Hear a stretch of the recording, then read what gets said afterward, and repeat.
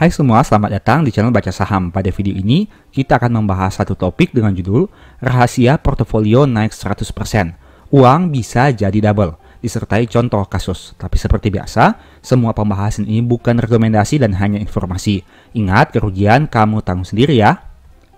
Video ini merupakan pembahasan lanjutan dari video yang saya upload tahun lalu. Agar pemahaman kamu utuh, silahkan simak dulu videonya. Seperti biasa, ada pembahasan menarik di akhir video. Jadi nonton hingga selesai. Nah, video ini Mimin buat karena ada pertanyaan dari para subscriber. Bunyinya kira-kira seperti ini.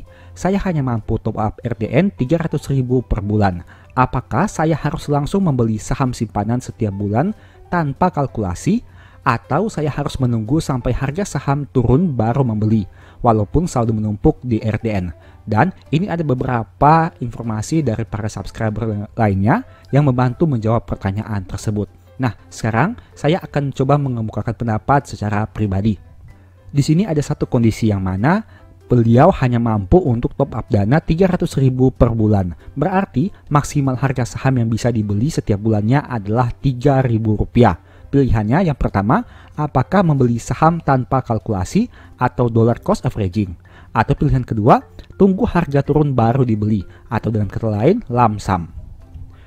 Nah, karena beliau hanya bisa membeli saham dengan harga Rp3.000 maksimalnya, maka saya akan mengambil contoh saham-saham yang berada di bawah angka 3.000. Dan saham-saham yang akan dibahas ini merupakan saham-saham yang bisa dikatakan memiliki kinerja yang baik. Kita lihat pertama adalah BNGA atau Bank CIMB Niaga dengan harga pada saat video ini dibuat di angka 1.605. Nah, bisa teman-teman lihat di sini untuk rentang waktu tahun 2019 hingga tahun 2023. Apa kesimpulan yang bisa teman-teman dapatkan dari tampilan berikut ini? Di sini saya mau katakan bahwa apabila teman-teman melakukan pembelian pada rentan waktu tahun 2019 hingga awal tahun 2022, maka teman-teman akan memperoleh profit baik itu menggunakan metode DCA maupun metode lump sum. Kenapa? Karena harga sahamnya mengalami peningkatan yang signifikan di tahun 2023. Nah, jadi kesimpulannya untuk topik pembahasan pertama ini, apapun metode yang teman-teman pakai untuk saham BNGA seharusnya menghasilkan profit yang cukup maksimal dalam beberapa tahun terakhir. Tidak peduli teman-teman menggunakan metode DCA dengan cara mencicil setiap bulan, setiap 3 bulan, atau lain sebagainya, ataupun teman-teman melakukan pembelian metode lump sum sekaligus. Contoh misalkan di sini, teman-teman melakukan pembelian di tahun 2019 pada harga Rp1.000 secara lump sum atau secara sekaligus. Teman-teman hold saham tersebut dan tidak melakukan apa-apa hingga tahun 2023. Nah, harganya mengalami peningkatan yang signifikan di mana dalam 5 tahun terakhir naik 61%. Itu artinya di tahun 2023 ini potensi profit yang teman-teman peroleh sudah cukup besar. Sebaliknya, bagaimana jika teman-teman melakukan pembelian melalui metode DCA?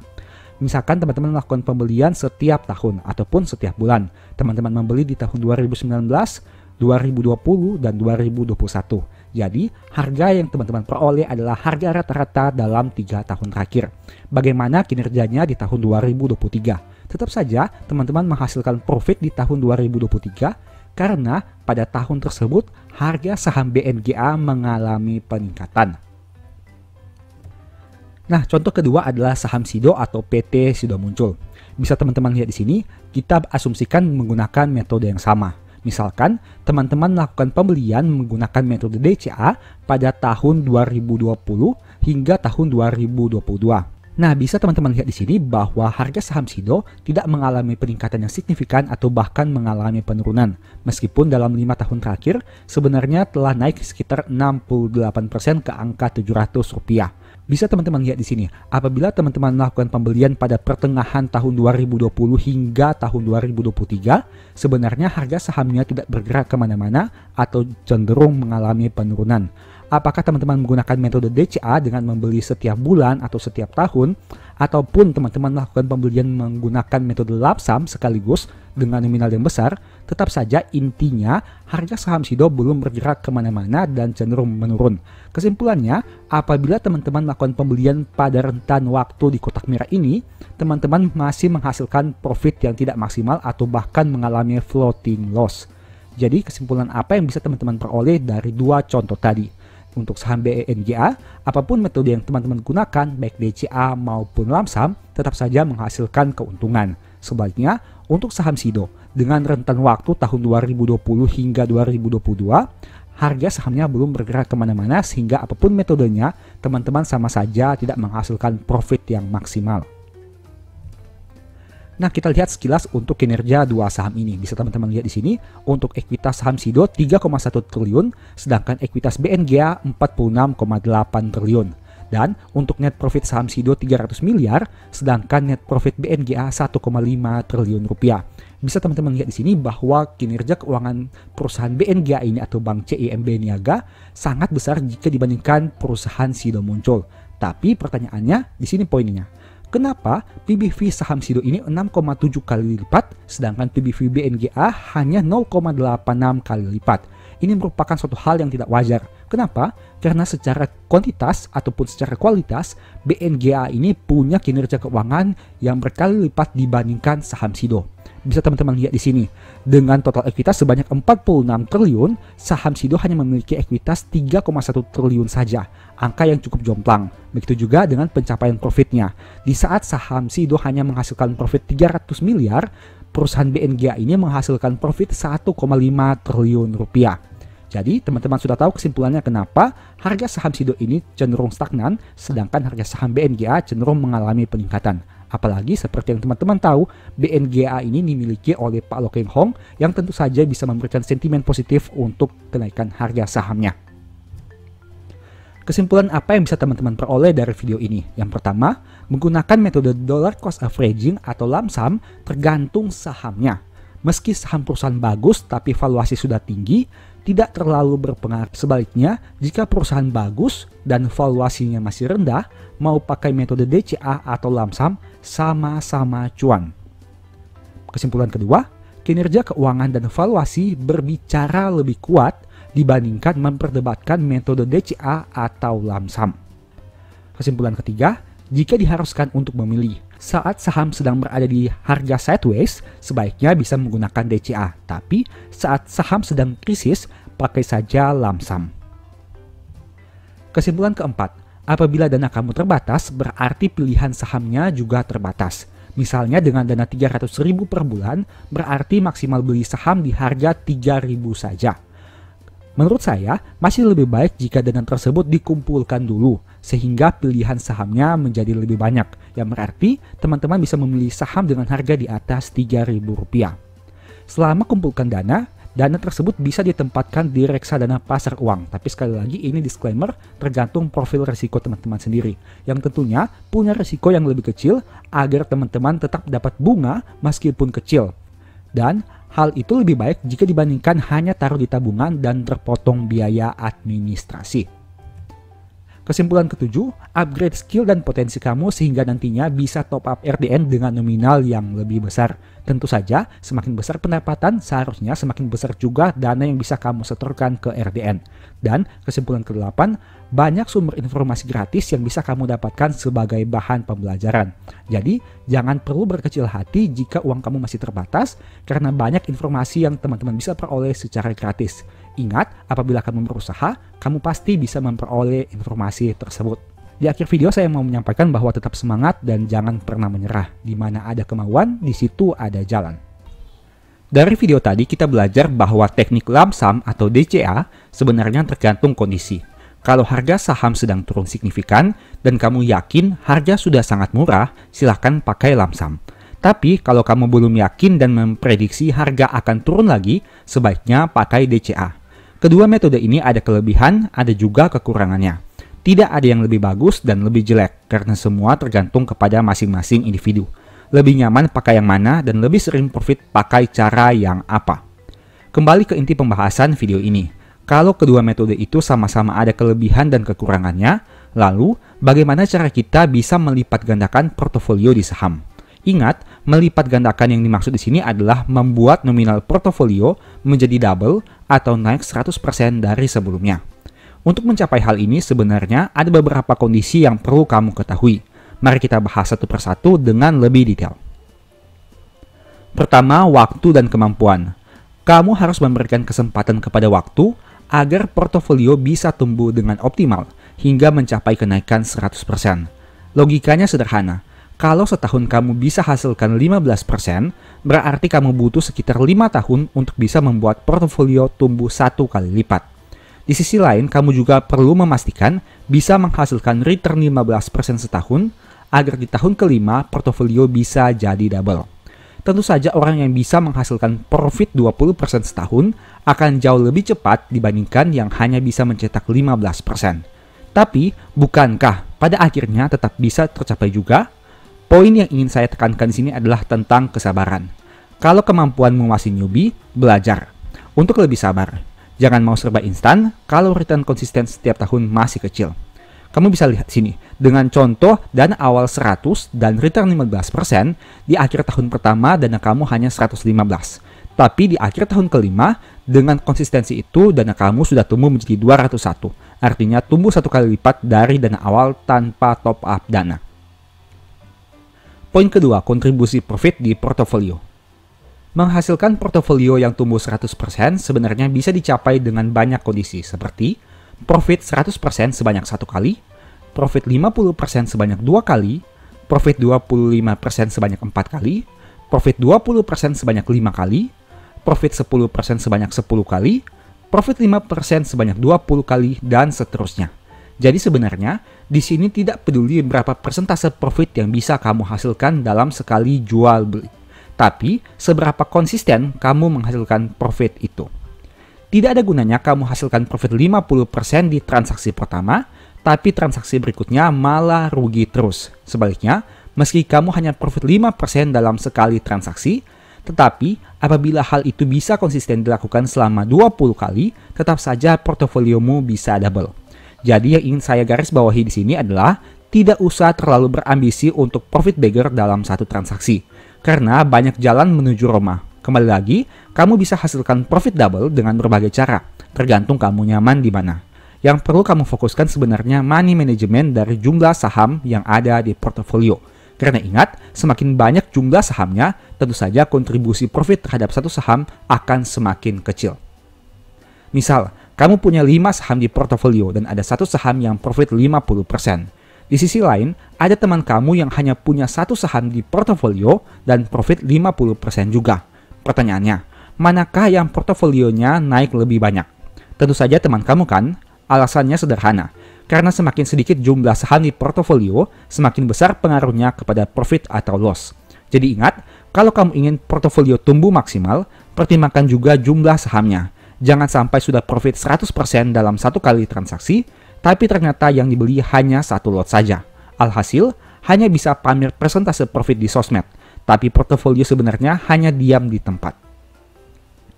Meski begitu, kamu juga harus sadar bahwa semakin sedikit saham di portofolio, berarti potensi risiko semakin besar. Artinya, potensi profit dan loss merupakan satu kesatuan yang akan selalu mengikuti setiap keputusan jual beli yang kamu lakukan. Orang yang punya portofolio konsentrasi akan punya potensi profit dan loss yang lebih besar dibanding mereka yang melakukan diversifikasi. Jadi, kamu harus kenali risk profile kamu dulu sebelum memutuskan ingin memiliki tipe portofolio seperti apa. Karena ingat, kalau profit tentu tidak masalah, tapi kalau rugi, kamu akan sakit kepala jika belum siap menghadapi realita. Setelah paham tentang konsep berpikirnya, sekarang saya mau bahas contoh nyata. Kita gunakan saja saham BRI sebagai contoh, karena saham ini sedang trending akibat harganya yang turun cukup signifikan. Tapi kamu bisa gunakan saham lain juga dalam simulasi. Sesuaikan saja dengan ketertarikan kamu terhadap saham tersebut. Semoga dengan pembahasan ini, ada ilmu baru yang bisa kamu peroleh. Seperti biasa, nama saham yang disebutkan bukan rekomendasi dan hanya contoh. Profit kamu nikmati sendiri, rugi juga kamu tanggung sendiri. Ini merupakan grafik harga BBRI dalam 10 tahun terakhir. Harga tertingginya sekitar 6 ribuan dan harga terendahnya sekitar 1000-an. Sesudah stock split, kamu bisa lihat untuk detailnya berdasarkan grafik yang ada di tampilan ini. Pertanyaannya, untuk mendapat profit 100%, apakah kamu harus beli di harga terendah dan jual di harga tertinggi? Jawabannya adalah cukup sulit untuk memperoleh harga terendah dan menjualnya di harga yang paling tinggi. Seperti yang saya jelaskan tadi, untuk membuat portofolio tumbuh 1 kali lipat, tidak harus selalu dengan 1 kali transaksi dan langsung profit 100%. Ada banyak opsi yang bisa kamu ambil, di mana pada intinya yang penting portofolio bisa konsisten tumbuh. Pada contoh BRI, misalnya, kamu bisa hasilkan profit seperti tabel di bawah ini. Nah, dari tabel ini, kamu bisa lihat bahwa untuk membuat portofolio tumbuh 1 kali lipat sangat fleksibel. Pada tabel di samping kiri, kamu hanya transaksi 4 kali, tapi harus menghasilkan profit 20% ke atas. Tapi pada tabel di sebelah kanan, mungkin kamu harus transaksi 7 kali, tapi profitnya hanya 9% ke atas. Manakah yang lebih mudah? Itu tergantung kamu sendiri. Apakah menghasilkan profit di atas 20% dalam sekali transaksi, atau hanya profit sekitaran 9-25%, tapi memiliki jumlah transaksi yang lebih banyak. Inti dari tabel ini adalah tidak peduli kamu profit berapa persen, tapi seberapa konsisten kamu bisa profit. Dengan kata lain, meski kamu harus mencapai 100 kali profit, tapi jika hal itu bisa dicapai dengan konsisten dan porto bisa tumbuh 100%, kenapa tidak? Dibanding kamu mengejar profit 100% sebanyak 1 kali, tapi tidak dapat-dapat. Jadi, semua orang punya kemampuannya masing-masing. Pertajam saja kemampuanmu dengan risk profile yang siap kamu hadapi. Pada intinya, kedua simulasi ini menghasilkan profit sekitar 100%, meskipun yang satu melakukan transaksi dengan keuntungan di atas 20% dan yang satu hanya melakukan transaksi dengan keuntungan di atas 9%. Data di tabel yang kamu lihat tadi, sekarang saya masukkan ke dalam grafik harga. Di sini kamu bisa lihat bahwa tanpa perlu berusaha menebak harga tertinggi dan terendah, potensi profit juga tetap sama besarnya. Gambar yang berwarna merah ini merupakan kita asumsikan harga beli, dan gambar yang berwarna hijau ini merupakan kita asumsikan harga jual. Teman-teman melakukan pembelian di sini, menjualnya di sini. Beli lagi di sini, jual di sini. Beli di sini, jual di sini, dan ini melakukan pembelian dan sampai saat video ini dibuat belum melakukan penjualan. Nah, dengan simulasi seperti ini saja, dalam 4 kali transaksi, mungkin profit kamu bisa 100%, tanpa perlu mencari 1 kali transaksi untuk menghasilkan 100%. Itu artinya semuanya tergantung kepada kamu. Apakah kamu lebih nyaman menghasilkan profit 1 kali tapi besar, atau profit berkali-kali meskipun nominalnya cukup kecil. Nah, itu semua tergantung kamu. Kita tidak perlu mencari harga terendah untuk mendapatkan angka yang sangat murah dan menjual di angka yang sangat tinggi untuk mendapatkan profit yang paling besar. Tapi seberapa konsisten kita menghasilkan profit tersebut. Dari 4 kali transaksi yang dilakukan, hanya diambil selisih harga Rp1.000 untuk setiap transaksi. Contohnya dari 3.000 dibeli, dijual 4.000. Dibeli 4.000, dijual 5.000. Dibeli 5.000 dan dijual di harga 6.000. Tidak perlu memberikan target keuntungan 100% dalam 1 kali transaksi. Dan hanya menunggu saat harga saham terlihat menarik, baik dari sisi harga ataupun valuasi. Kamu bisa lihat, saat dilakukannya simulasi ini, kita tidak sedang mencari harga tertinggi ataupun harga terendah, tapi kita mencari harga terbaik yang bisa kita lakukan pembelian dan penjualan. Lalu pertanyaannya, bagaimana cara kita menentukan harga belinya? Ada beberapa teknik yang bisa dilakukan, tapi di video ini saya hanya sharing 2 teknik saja. Pertama, dengan melihat histori PBV atau per perusahaan. Kamu bisa bersiap beli jika PBV berada di bawah rata-rata, dan bisa menjual jika PBV di atas rata-rata. Mudah kan? Jika dilihat pada gambar di bawah ini, kotak hijau adalah harga jual dan kotak merah adalah harga beli. Sesederhana itu saja. Artinya, kamu bisa melakukan pembelian apabila PBV sudah berada pada kotak yang berwarna merah dan melakukan penjualan apabila PBV sudah berada pada kotak yang berwarna hijau. Kita simulasikan sebentar. Misalnya, saat harga saham berada di PBV yang berwarna merah ini, kamu bisa melakukan penjualan pada saat harga sahamnya naik dan menyentuh PBV di atas rata-rata, entah itu di sini, ataupun di sini. Begitu juga saat harga saham kembali mengalami penurunan, misalnya harga saham kembali turun ke angka PBV di bawah rata-rata, kamu bisa lakukan pembelian lagi dan melakukan penjualan saat PBV-nya di atas rata-rata. Sesederhana itu saja. Kamu bisa hubungkan antara grafik harga dan PBV untuk melihat potensi nominal harga beli dan jualnya. Ini merupakan grafik harga saham dan ini merupakan historical PBV. Selain itu bisa juga dengan mengkali PBV dengan book value per share. Terserah yang kamu mau lakukan yang mana, yang jelas kamu cari saja metode yang menurut kamu itu nyaman. Cara kedua adalah dengan melihat potensi penurunan harga saham di bulan tertentu. Ini merupakan probabilitas bulanan pergerakan harga BBRI dalam 10 tahun terakhir. Jika dilihat, ada 3 bulan yang menarik untuk dilakukan pembelian, yaitu bulan April, Juni, dan September. Dari 10 tahun terakhir, 3 bulan tersebut punya probabilitas kenaikan yang rendah, yakni di bawah 50%. Bulan April hanya 30, Juni 44, dan September 44. Selain itu, kamu juga bisa amati bulan dengan penurunan harga yang paling besar. Misalnya pada tahun 2022, pernah turun hingga 10% di bulan Juni. Tahun 2020, pernah turun hingga 27% di bulan Maret. Tahun 2018, pernah turun hingga 10% di bulan April. Begitu juga seterusnya. Kesimpulan, setiap orang punya gaya investasi atau tradingnya masing-masing. Kamu tidak perlu menjadi orang lain hanya untuk mengejar profit 100%. Banyak jalan menuju Roma, banyak cara mencari profit double. Lakukan saja cara yang menurutmu nyaman untuk dilakukan, sambil terus mempertimbangkan potensi risiko yang siap dihadapi. Tidak ada yang salah dengan profit hanya 1%, karena jika bisa konsisten 100 kali, tetap saja profitmu jadi 100%. Tidak ada yang salah juga dengan profit 100%, meskipun hanya diperoleh 1 kali. Intinya, apapun gaya transaksimu, itu sah-sah saja, selama bisa hasilkan pertumbuhan portofolio yang konsisten dari tahun ke tahun. Semoga dengan video ini, kamu memperoleh banyak manfaat dan pemahaman baru tentang bagaimana cara melipat gandakan portofolio. Tidak perlu terlalu fokus dengan cara orang lain. Tapi kamu bisa gunakan caramu sendiri untuk menghasilkan profit yang maksimal. Tentu saja dengan mempertimbangkan juga risiko yang siap kamu hadapi. Semoga video ini bermanfaat ya. Demikianlah pembahasan singkat pada video ini. Selalu ingat bahwa semua saham yang disebutkan bukan rekomendasi dan hanya informasi. Mohon juga agar dapat mengecek kembali data yang ditampilkan. Di video berikutnya ingin dibahas materi apa lagi? Tulis di kolom komentar ya. Sebagai informasi, channel YouTube Baca Saham sekarang ada 2. Yang pertama Baca Saham dan Baca Saham dari nol. Berikut ini beberapa list ebook Baca Saham. Pertama, Stock for Living, Strategi Nabung Saham The Stock Market, dan Cara Cepat Analisa Laporan Keuangan. Apabila tertarik, chat saja pada nomor WA yang ada. Sekian video ini, semoga bermanfaat. Thank you.